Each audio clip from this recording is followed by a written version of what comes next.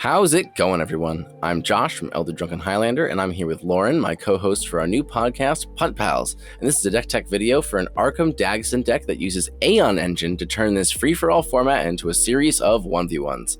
That's right. Heck EDH, we're playing Canadian Highlander. Someone proxy me a Black Lotus. You might be wondering, though, what are the Punt Pals? Loren, why don't you say something here, since I didn't put many chances for you to talk without ad-libbing in the script? Loren, plug yourself here. Oh, that's my cue. Okay. My name's Loren, better known online as MTG_hotdog. Much to my chagrin, I get corrected every time I don't say the underscore part of it. I am on Twitter a lot. I play a lot of CDH. I love Magic. I play a lot of different formats. And I am the co-host of our podcast. We are the Punt Pals. We are a comedy-focused Commander podcast where we talk about the 75% of players who don't win that Commander game. Our podcast is about losing, losses, and the reasons we still enjoy the game despite Commander being a 25% win rate format. We have a focus on CEDH, but we also talk about casual Commander and punts that occur there, and other formats as well, such as Tiny Leaders. Elder Drunken Highlander is also sponsored by All Trades Media. If you want to upgrade your tokens, check out the original print proxy pack by friend of and editor of the channel, Ryan from All Trades Media. He's editing this right now. Hi, Ryan! This pack includes the tokens most commonly used in Commander. The minimalistic designs are inspired by Richard Garfield's original MTG test prints for the game's infancy. Check out the Kickstarter link in the description. So the idea for this deck came around when Loren punted reading a card. Yeah, I did not realize that Aeon Engine exiles itself, so I thought it was this continuous effect that you could tap and reset turn order, and it was very, very abusable. I'd like to shout out EK Plays. EK is awesome. He does a lot of editing for MTG content. He posted this card on Twitter, and it's a card I always forget about. I was like, holy crap, this game's awesome, or this card is awesome. And then I remembered Brian Koval of Bosch and Roll and Eternal Glory Infamy. He calls EDH and CDH a series of 3v1s. I misunderstood that. I heard him say it was a series of 1v1s, took it way too seriously, and I was like, I need to break this card. And I tagged Josh on Twitter, I sent it to him late at night, and now we are doing an episode about it. After he showed me his Aeon Engine, and we figured out he punted the reading comprehension phase of deck building, we decided to make the deck anyways, because things that exile themselves give me a chance to play my favorite artifact, Mirror of Fate. Gods, I fucking love that card. The premise here is simple. Get Aeon Engine to play, make a copy or two of it, pass the turn to your opponent, singular, and let them move to upkeep. As soon as they do, bam! Crack your copied Aeon Engine and send the turn order back to you. Now, on your turn, after they pass theirs, you should be able to make another 2 Aeon Engine copies, or get back the original with Mirror Fate, and then reverse the turn order back to your opponent, thus locking 2 players out of the game until either of you or the player to your left is dead. Wow, that was quite the run-on sentence. Actually, this whole deck is spiritually a run-on sentence. Anyway, after that, assuming you win your 1v1, you can enter a new 1v1 with the person who is next in turn order. Win that, and the one after that, and it'll be almost like you went 3-0 at F&M. So much to my inability to read, you will need to be able to loop the original Aeon Engine, right? Or make a copy, or make 2 copies every turn. How do we get that rolling?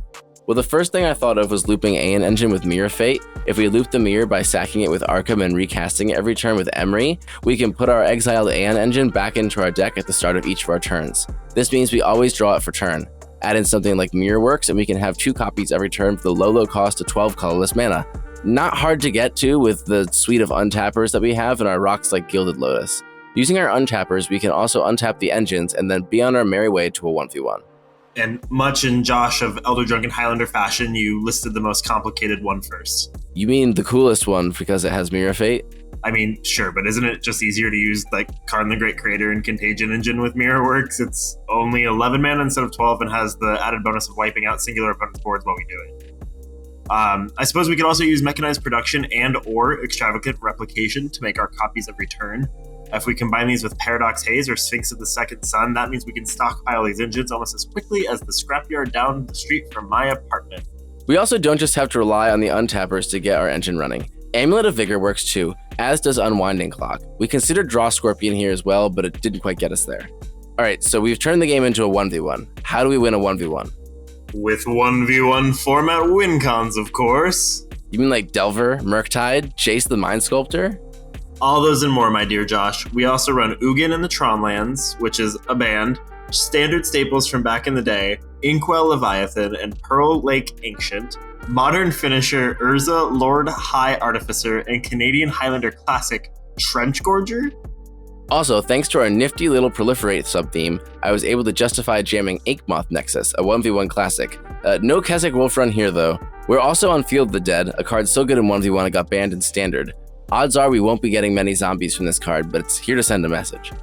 Okay, now that you know how the deck can set up the absurd, needlessly complicated scenario in which it wins the game, let's talk about how the hell we're gonna get there.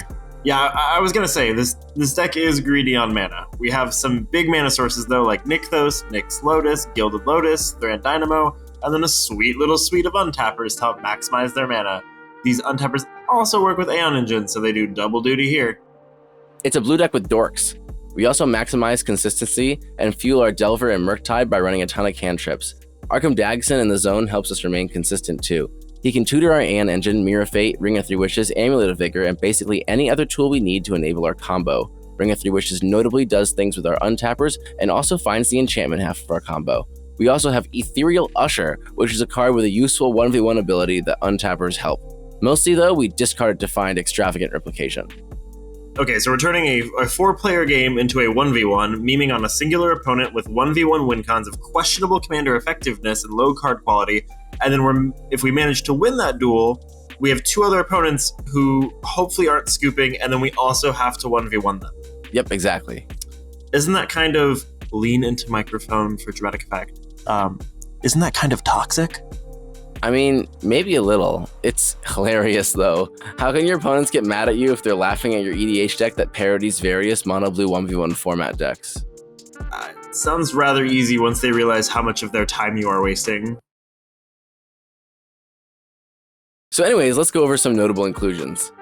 Paradox Haze and Sphinx of the Second Sun. We have a lot of good upkeep effects that these guys can double up on. Most notably, Mechanized Production and Extravagant Replication are great with these guys. Extravagant Replication can make a copy of either of these enchantments too, which can get very nutty very quickly. Could even make a bunch of copies of one of the finishers each turn after some buildup, like a slow, bad Rite of Replication. This isn't in the script, but I would like to add Mechanized Production's also its own win con. That's true, it does win the game on its own, but who cares about that? Contagion Engine is a single target board wipe for our one opponent that also proliferates poison counters from Inkmoth Nexus and loyalty counters from our planeswalkers. Classic 1v1 all-stars like Jace the Mind Sculptor, Ugin the Spirit Dragon don't typically need help, but in the off chance they do, the engine can help them get their relevant abilities much faster. Has anyone ever used Jace's -12?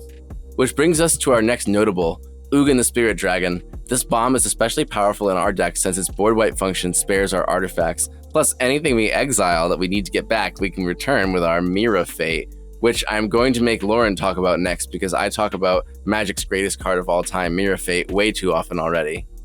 Ah yes, one of those middling 5-mana artifacts in the deck, Mirror of Fate. It can loop the engine, sure, but if we make enough copies of it, we can also use it to exile and then stack our deck. Use mirror number 1 to exile your library, and then mirror number 2 to put the cards you want back. It's like a bad Doomsday, and we're in mono blue. Also, it's decently useful to use as another way to tutor our non-artifact cards. Additionally, you can make copies of it every turn, and you can loop Temporal Mastery. Time Walk is one of my favorite 1v1 cards.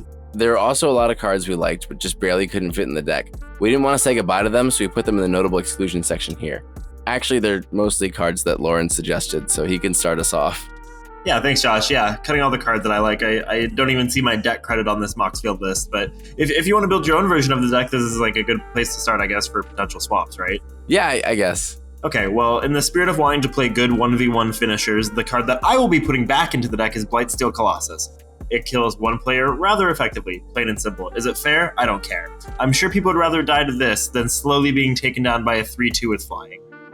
Shimmermere and Liberator Urza's Battlethopter were close considerations as well. Flash against scary artifacts at end step allows you to set up your shenanigans more easily, and a flashed in Aeon Engine will untap at your untap step. I also really like Tower in the Sky Summoner here. 2/2 Drakes are much better in 1v1 than a free-for-all, and we do run a fair amount of instants and sorceries. Vendilion Click is a great card here too. If you're looking for more classic 1v1 win conditions, I didn't include it because I felt Delver was the more iconic 3-power flyer. And lastly, Lorthos the Tidemaker is kind of disgusting in 1v1. That is all. That is indeed all. If you enjoyed these unhinged ravings, you should check out the Punt Pals podcast on every place you can find podcasts. Loren and I talk about losing games of Magic and how it's still very fun. It's an entertaining listen, and I've been working super hard on it, if you couldn't tell by us not uploading a video in like a month and a half. Links are in the description. Please click them. Loren, tell the people where they can find you. If you are wanting to find me, I am on Twitter, MTG_hotdog. I am on a bunch of stuff on YouTube. If you look up the MTG Hot Dog Collection, you'll see all of the different stuff across all the different channels that I'm on. I'm at Eminence Events. I am on Discord, and I play locally in LA. So if you're in Los Angeles and want to play Magic the Gathering with me, I'm around. And if you want to support Elder Drunken Highlander more, we have a Discord you can join where we make weird decks like this one. In fact, I posted this deck list there and asked for suggestions for building it just earlier this week. We also have other social media things you can click down below, including a card trader affiliate link if you want to use their excellent service to move high-value cards. Thank you all so much for watching, and we'll see you next time. Stay janky, my friends. Hey Josh, do you want to do the outro of this video the same way we do on Punt Pals? You mean where I say something and then it just randomly cuts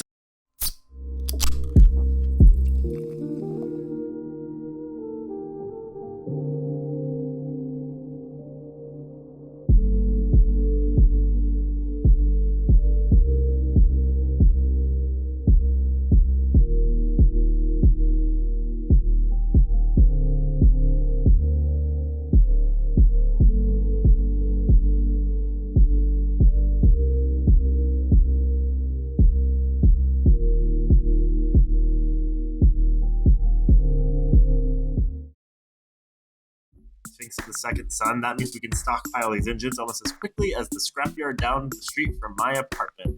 Is that true? I wrote that in the script, not knowing if that was a true thing that occurred in Los Angeles, given that I've never been to the West Coast. As someone who lives in Los Angeles, any given street corner has the potential to be a scrapyard. That's what I was assuming. All right. Podcast. No, this is a deck tech. Right. That's what we're doing. Brian's going to have so much outtakes material from this. Oh, I'm forgetting the word the. That's why it's messing me up. I failed the reading comprehension phase of the script. Even like Delver, Murktide, Jace the Mind Sculptor. All those and more, my dear Josh. We also run Ugin and the Tronlands, standard staples from back in the day, Inkwell Leviathan, Pearl Lake Ancient, Modern Finisher, Urza Lord Hard... Modern Finisher... I said Hard Artificer. Modern Finisher, Urza Lord High Artificer, and Wait, Canadian... do that part over again. Okay. Time, 'cause I laughed. All those and more, my dear Josh. We also run Ugin and the Tronlands, which is a band, standard staples from back in the day, Inkwell Leviathan, and Pearl Lake Ancient, Modern Finisher, Urza Lord Hot... Fucking, why is that so hard to say? Okay, so we turn the game into a 1v1 meme. That's you. That's your line. What about the red? Is the red just like notes? That's notes for Ryan, the editor. Okay. Yeah, he's gonna I'm gonna make this meme and send it to him, or he's gonna make it. I'm gonna ask him when I send him this script what he wants to do. Gotcha. Yeah.